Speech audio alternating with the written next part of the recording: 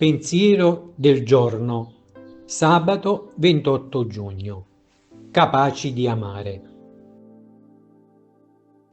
Ci ha scelti in Lui prima della fondazione del mondo per essere santi e irreprensibili davanti a Lui nell'amore. Lettera agli Efesini, capitolo 1, versetto 4. Questa parola di vita è tratta dal bellissimo inno all'amore di Dio con cui si apre la lettera agli Efesini. Esprime l'idea centrale: noi siamo nati dall'amore di Dio. Alle origini della storia umana e della nostra vita c'è un atto di amore infinito di Dio. Ma da dove trae l'Apostolo questa certezza che Dio ci ama immensamente?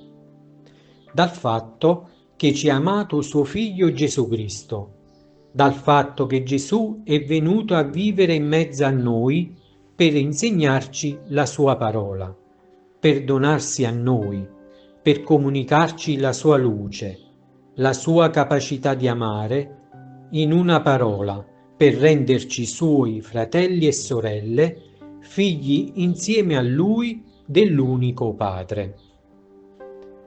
Quando mettiamo in pratica le parole di Gesù, ci rendiamo conto che è Lui a dare senso a tutta la nostra vita. Lui è la vera libertà, la vera pace, il vero amore, e non c'è avventura più bella che diventare capaci di amare come Lui ci ha amato.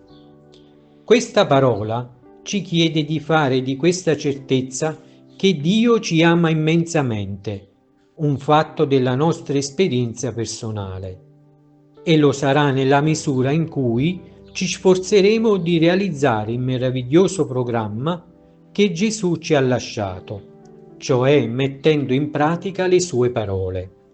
Soprattutto il comandamento di amare il prossimo in tutte le sue sfumature, senza lasciarci impressionare dalla freddezza, dallo scetticismo, dall'ambiente che ci circonda. Chiara Lubich, estratti dal commento alla parola di vita, luglio 1991. Ciao, se ti è piaciuto questo video, metti mi piace, dito in alto, e iscriviti al canale. È libero, gratuito e senza alcun impegno. Parola di vita, giugno 2025. Voi stessi date loro da mangiare. Vangelo di Luca, capitolo 9, versetto 13.